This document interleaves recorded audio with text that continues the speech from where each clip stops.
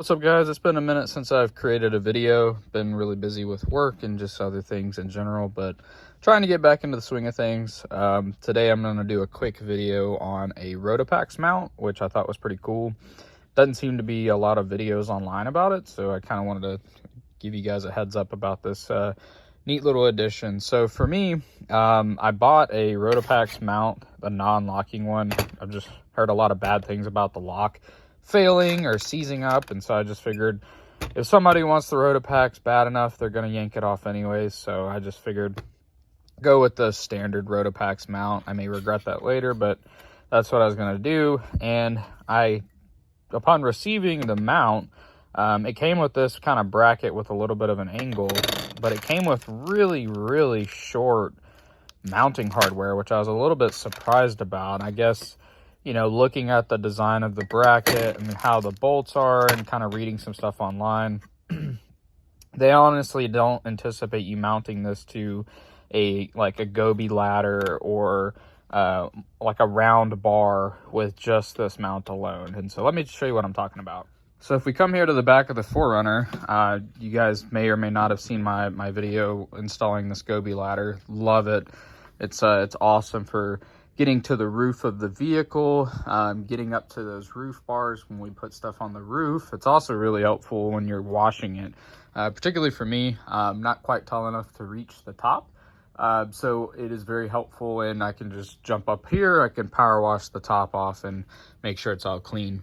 But in addition to that, I was hoping I could mount my Rotopax to this ladder, so that way when I have the tire carrier on the hitch, I have that on the ladder, and so they're kind of out of the way of each other. But unfortunately, what I discovered is the design of this really, it does have like a bend to it, and it does fit around the bar, but unfortunately this bracket alone isn't enough to actually mount it to the ladder.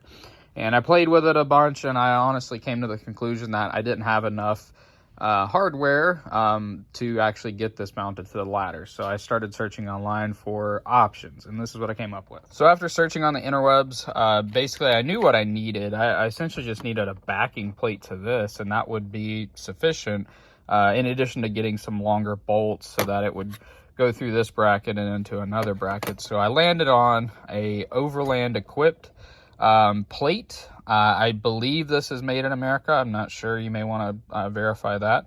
I ordered mine through Amazon. They have their card in there. Haven't reached out to them. This isn't a sponsored video. I just think it would be cool to share. Essentially, you're getting basically what feels like a steel plate that's been powder coated. It's a tad bit pricey, I will admit, because I think with shipping this was almost $40. But it does come with you know, a nice powder coat on it, and then it also includes the hardware, which appears to be, you know, pretty good quality stainless hardware. So I guess all in all, if you had to go to the hardware store and source stainless bolts, and then honestly, you know, making this would honestly cost, you know, probably what I paid, if not more.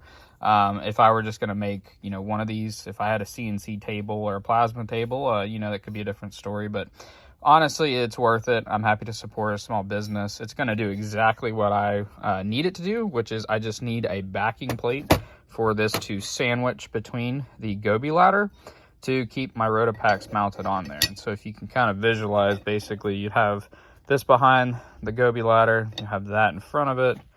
You know, of course, this sits on top of that bracket in the front, and then the Rotopax would, of course, mount between the two on that. And then you would throw in these bolts through that, so it would sandwich the whole thing together. So I'll throw a quick time lapse on there just to show you guys.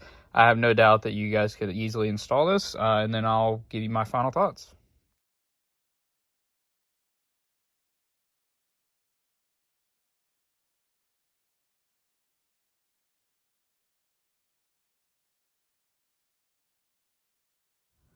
Okay guys, so from what you could probably tell from the time lapse, installation's pretty quick, pretty easy.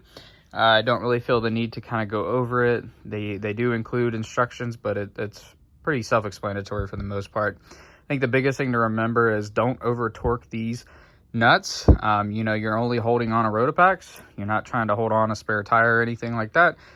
So there's no need to over tighten these. I purposely, to prevent that, went with a stubby ratcheting wrench. The nuts that were included with my project happened to be 7/16, so and it honestly gives you a lot of room, so you're not having to deal with a ratchet. But honestly, if you didn't have a ratcheting wrench like this, a ratchet would probably fit back there no problem. I just use this just to prevent myself from over torquing these. You know, honestly, you really just need to get it snug enough that the lock washer sandwiches itself completely between the flat washer and the nut itself, and then make sure, of course, that it doesn't move. You know, if you go yanking on this, you will probably have enough leverage that you will potentially move it. May even scratch the powder coat on your ladder, so I wouldn't recommend that. But again, instructions are pretty self-explanatory. Really cool device. I may end up moving mine up a little bit just to get it up a little bit higher on the ladder, because right now it's kind of kicked out because of the angle of the ladder. I'm probably going to go up just a touch to get it up and out of the way. But overall, very satisfied with the product. This is exactly what I needed, so you guys should check it out. Thanks for watching.